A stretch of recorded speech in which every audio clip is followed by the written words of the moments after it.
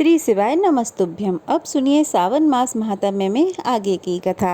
आज महादेव जी देवी पार्वती को गौतम मुनि और प्रेत का संवाद सुना रहे हैं।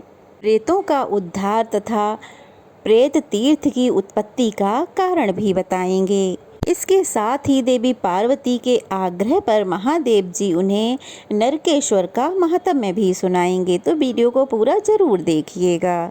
महादेव जी देवी पार्वती से कहते हैं, हे देवी पार्वती, पूर्व काल की बात है। उत्तम व्रतों का पालन करने वाले महर्षि गौतम भृगु कच्छ से प्रभास क्षेत्र में आए। वे परम पवित्र उत्तरायण में सोमनाथ जी के दर्शन करने की इच्छा से वहां पधारे थे। सोमेश्वर का दर्शन तथा सभी तीर्थों में स्नान करके गौतम जी प्रभास में ही भ्रमण करने लगे। घूमते घूमते गात क्षेत्र तीर्थ में गए। उसकी सीमा पर पहुंचते ही उन्हें वैष्णव वन दिखाई दिया, जो भगवान विष्णु को बहुत प्रिय है। उस वन में 100 धनुष तक फैला हुआ प्रभास क्षेत्र है।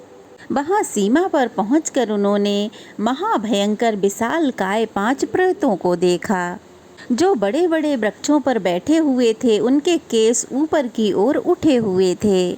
उन प्रेतों को देखकर वे भय से थर्रा उठे। फिर भी धैर्य धारण करके कुछ सोच विचार करके उन्होंने उन प्रेतों से पूछा, अहो, यह विकराल देह धारण करने वाले तुम लोग कौन हो?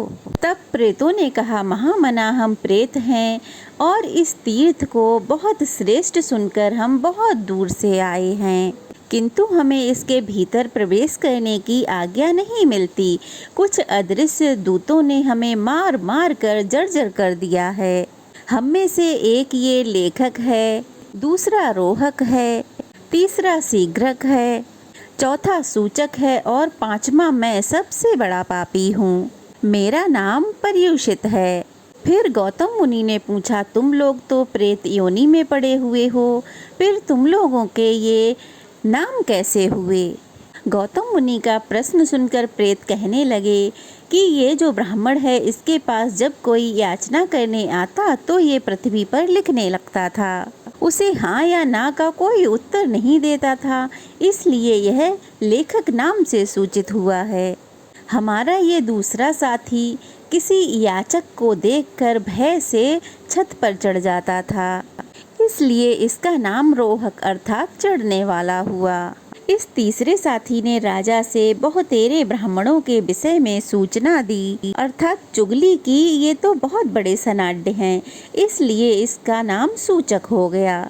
ये चौथे महाशय प्रतिदिन ब्राह्मणों के आग्रह करने पर भागकर आगे बढ़ जाया करते थे, किसी को कुछ भी नहीं देते थे, इसीलिए इन्हें शीघ्रक कहा गया है। और मैं सदा ब्राह्मणों को बासी कदन्य देता था और खुद मिष्ठानों से भोजन करता था, इसलिए मैं धरती पर पर्युषित नाम से प्रसिद्ध हो गया। गौतम मुनि ने पूछा, संसार में कोई भी प्राणी बिना भोजन के नहीं रहते, इसलिए बताओ तुम क्या भोजन करते हो? तब प्रेतों ने कहा, जहाँ भोजन के समय कलह क्लेश होने लगता है, उस भोजन के रस को हम ही खाते हैं। जहाँ मनुष्य बिना लिपि पुती धरती पर खाते हैं, जहाँ ब्राह्मण शौचाचार्य से भ्रष्ट होते हैं, वहाँ हमको भोजन मिलता है। जो पैर धोए बिना खाता है, जो दक्षिण की ओर मुंह करके भोजन करता है, अथवा जो सिर में वस्त्र लपेट कर भोजन करता है, उसके उस अन्न को सदा प्रेत ही खाते हैं। जहाँ रजस्वला स्त्री चांडाल और सुअर श्राद्ध के अन्न पर दृष्टि डाल देते हैं, वह अन्न हम प्रेतों का ही भोजन होता है। जिस घर में सदैव ग्रह कलेश होता रहे, जहाँ बलि वैश्वदेव ना किया जाता हो, वह भोजन भी हम ही लोग करते हैं। अब ब्राह्मण ने पूछा, कैसे घरों में तुम्हारा प्रवेश नहीं होता? यह बात हमें सच सच बताओ। प्रेत बोला, हे ब्राह्मण, जिस घर से बलि वैश्वदेव होते हुए धुएं की बत्ती दिखाई देती हो, उसमें हमारा प्रवेश कभी नहीं होता। जिस घर में सवेरे सवेरे चौका लग जाता है तथा वेद मंत्रों की ध्वनि होती रहती है, वहाँ की किसी वस्तु पर हमारा अधिकार नहीं होता। गौतम मुनि ने फिर पूछा, किस कर्म के प्रभाव से मनुष्य प्रेत योनि को प्राप्त होता है, ये भी बताइए। तब प्रेत बोला, जो धरोहर हड़प लेते हैं, झूठे मुंह यात्रा करते हैं तथा गौओं और ब्राह्मणों की हत्या करने वाले हैं, वे प्रेत योनि को प्राप्त होते हैं। जो दूसरों की चुगली खाने में लगे रहते हैं, झूठी गवाही देते हैं और न्याय के पक्ष में कभी नहीं रहते, वे मरने पर प्रेत बनते हैं। जो सूर्य की ओर मुंह करके थूक मलमूत्र त्याग करते हैं, वे प्रेत शरीर प्राप्त करके दीर्घ काल तक उसी में स्थिर रहते हैं। गौओं, ब्राह्मणों तथा रोगियों को जब कुछ दिया जाता हो, उसे ना देने की जो सलाह देते हैं, वे भी प्रेत ही बनते हैं। अगर शूद्र का अन्न पेट में रहते ब्राह्मण की मृत्यु हो जाए तो वह अत्यंत भयंकर प्रेत बनता है। हे ऋषि, जो अमावस्या तिथि को मदोन्मत्त होकर हल में 3 बैलों को जोतता है, वह मनुष्य भी प्रेत होता है। जो विश्वासघाती, ब्रह्म हत्यारा, स्त्री का वध करने वाला, गौघाती, गुरुघाती और पितृ हत्या करने वाला है, वह मनुष्य भी प्रेत होता है। मरने पर जिसके लिए 16 एकोदष्ट नहीं किए जाते हैं, उसको भी प्रेत योनि की प्राप्ति होती है। अब गौतम मुनि ने फिर पूछा, किस कर्म के प्रभाव से मनुष्य प्रेत योनि में नहीं पड़ता, अब ये भी बताओ। तब प्रेत कहने लगे, जो तीर्थ यात्रा में तत्पर, देव पूजा परायण तथा जो ब्राह्मण भक्त रहता है, वह प्रेत कभी नहीं बनता। जो प्रतिदिन शास्त्र पढ़ता, ब्राह्मणों की सेवा करता और वृद्ध पुरुषों से अपना संदेह पूछता है, वह प्रेत नहीं होता। जो पवित्र गया तीर्थ में जाकर श्राद्ध करता है, उसके वंश में कोई प्रेत नहीं होता। इसीलिए हम बड़ी दूर से इस पुण्य तीर्थ में आए हैं, किंतु यहाँ प्रवेश ही नहीं कर पाए। इस प्रेत शरीर से हमारा मन खिन्न हो गया है, इसलिए हे महाभाग, अब आप ही हमारा आश्रय बन जाइए। गौतम मुनि ने पूछा, अच्छा बताइए, तुम सभी का उद्धार कैसे हो सकेगा? तब प्रेत कहने लगे, हे प्रभु, आप वैष्णव क्षेत्र में जाकर हमारा नाम और गोत्र बोलकर श्राद्ध कर दीजिए, उसी से हमारी मुक्ति हो जाएगी। यह सुनकर गौतम ऋषि ने वैष्णव क्षेत्र में जाकर उन सब के नामों से पृथक पृथक उनका श्राद्ध किया। वे जिस जिसके नाम से श्राद्ध करते थे, उस रात्रि वह स्वप्न में आकर कहता, हे प्रभु, आपकी कृपा से मैं प्रेत योनि से मुक्त हो गया। आपका कल्याण हो, अब मैं जाता हूँ, मेरे लिए विमान उपस्थित हुआ है। ऐसा कहकर प्रत्येक प्रेत चल देता था। इस प्रकार उन्होंने 4 प्रेतों का तो उद्धार कर दिया। 5वें दिन उन्होंने पर्युषित के लिए, यानी कि बासी भोजन खिलाने वाले के लिए श्राद्ध किया। इसके बाद रात को उन्हें स्वप्न में पर्युषित दिखाई दिया, जो बड़ी बड़ी सांसें खींचता हुआ दीनता पूर्वक बोल रहा था, हे विप्रवर, मुझ पापहीन का तो उद्धार ही नहीं हुआ। मैंने यही पाप किया कि मैंने धन बढ़ाया। तब गौतम मुनि ने पूछा, प्रेत, तुम्हारा उद्धार किस प्रकार होगा, अब तुम ही बताओ। पर्युषित बोला, हे ब्राह्मण, आप मेरा पुनः श्राद्ध कीजिए। उसके ऐसा कहने पर गौतम मुनि ने उत्तरायण में उसके लिए फिर से श्राद्ध किया। इसके बाद रात को स्वप्न में आकर उसने कहा, विप्रवर, मैं आपकी कृपा से प्रेत योनि से छूट गया हूँ। आपका कल्याण हो, अब मैं जा रहा हूँ, मुझे देवत्व प्राप्त हुआ है, इसलिए मुझ में वर देने की शक्ति आ गई है, इसलिए मुझसे कोई शुभ वर ग्रहण कीजिए।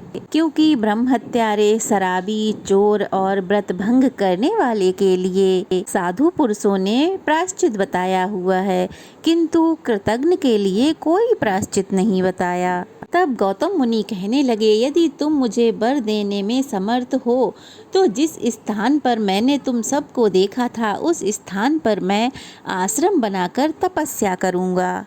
वहाँ जो भी पुरुष भक्ति पूर्वक पितरों का श्राद्ध करे वह आपके प्रसाद से कभी भी प्रेत योनि में ना जाए और उसके वंश में कोई प्रेत भी ना हो। गौतम मुनि का आग्रह सुनकर प्रेत कहने लगा, हे विप्रवर, आप वहाँ जाकर आश्रम बनाओ, इससे आपको उत्तम सिद्धि प्राप्त होगी। जो भी यहाँ श्रद्धा पूर्वक श्राद्ध करेंगे वे पितरों सहित विमान में बैठकर स्वर्गलोक को जाएंगे। उनमें से कोई भी प्रेत नहीं होगा। स्थिर बुद्धि वाले विद्वानों ने मैत्री को 7 पद वाली बताया है। आपका यह आश्रम समस्त पापों का नाशक और समस्त दुखों का निवारक होगा और यह स्थान मेरे नाम पर प्रेत तीर्थ कहलाएगा। तब तथास्तु कहकर गौतम मुनि वहाँ से चले गए। उसके बाद वेदोक्त मार्ग से उन्होंने सब कार्य संपन्न किया। महादेव जी देवी पार्वती से कहते हैं, हे पार्वती, इंद्रेश्वर से उत्तर दिशा में सब पापों का नाश करने वाले नरकेश्वर देव विराजमान हैं। प्राचीन काल की बात है, भूतल में विख्यात मथुरा नाम की नगरी में देव शर्मा नामक एक विद्वान ब्राह्मण रहा करता था, जो अगस्त्य गोत्र में उत्पन्न और दरिद्रता से पीड़ित था। उस नगर में उसी रोग और दरिद्रता से पीड़ित एक वेदज्ञ ब्राह्मण था, जो उसी गोत्र में उत्पन्न हुआ था। नाम भी उसका वही था। किसी समय यमराज ने अपने दूत से कहा कि तुम मथुरापुरी को जाओ और देव शर्मा को ले आओ। दूत गया। अब नाम की समानता होने के कारण उस दारिद्र्य पीड़ित देव शर्मा को वह ले आया। उसे देखकर यमराज ने कहा, विप्रवर, आप शीघ्र लौट जाइए, दूत नाम की समानता के कारण तुम्हें ले आया है। ब्राह्मण कहने लगा, हे भगवान, अब मैं तो यहाँ से नहीं लौटूंगा। मैं वहाँ की दरिद्रता से तंग आ गया हूँ। अब यहाँ आराम से जीवन बिताऊंगा। यमराज कहने लगे, ब्राह्मण, यहाँ पर कोई असमय नहीं आता और समय पूरा होने पर कोई पृथ्वी पर क्षण भर भी नहीं रह सकता। पृथ्वी पर ना तो कोई मेरा मित्र है और ना ही कोई शत्रु, चाहे वह सैकड़ों बाणों से ही घायल क्यों ना हुआ हो। अगर उसका समय नहीं है तो उसकी मृत्यु नहीं हो सकती और आयु पूरे हो जाने पर वह घास के तिनके में बिंध कर ही मर जाता है। इसलिए हे ब्राह्मण, जब तक तुम्हारा शरीर जला ना दिया जाए तब तक तुम वापस लौट जाओ। ब्राह्मण ने कहा, देव, साधु पुरुषों का और विशेषतः आपका दर्शन तो कभी व्यर्थ नहीं जाता। इसलिए मैं ये पूछता हूँ, ये जो भयंकर नरक दिखाई देते हैं, इनमें किस कर्म से मनुष्य पड़ता है? इन नरकों की कितनी संख्याएं हैं? तब यमराज ने कहा, विप्रवर, मेरे लोक में बहुत से नरक हैं। इनमें से कुछ प्रधान हैं, कुछ उन्हीं की शाखाएं हैं। जिनको तुम मेरे सेवकों द्वारा यंत्र में पीड़ित देख रहे हो, ये पापी और कृतघ्न हैं। इन्होंने आसक्त होकर पराई स्त्रियों पर कुदृष्टि डाली है और जिन्हें तुम कुंभी पाक में डाला हुआ देख रहे हो, ये सब झूठी गवाही देने वाले और घूसखोर हैं।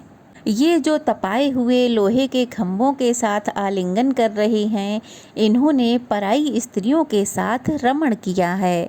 जो दुष्ट गौघाती देवताओं और ब्राह्मणों के निंदक रहे हैं, वे कुठार से काटे जाते हैं।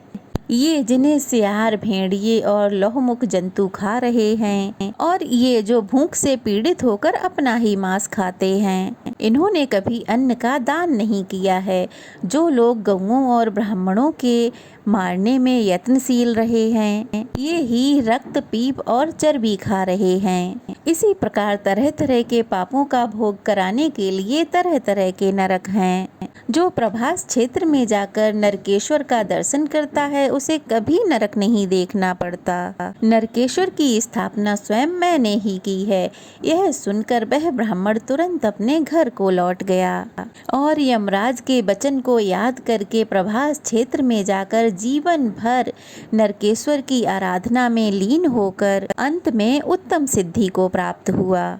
इसलिए सर्वथा प्रयास करके भक्ति पूर्वक नरकेश्वर का दर्शन करना चाहिए। अति पातकों से युक्त मनुष्य भी उनके दर्शन से नरक में नहीं पड़ता।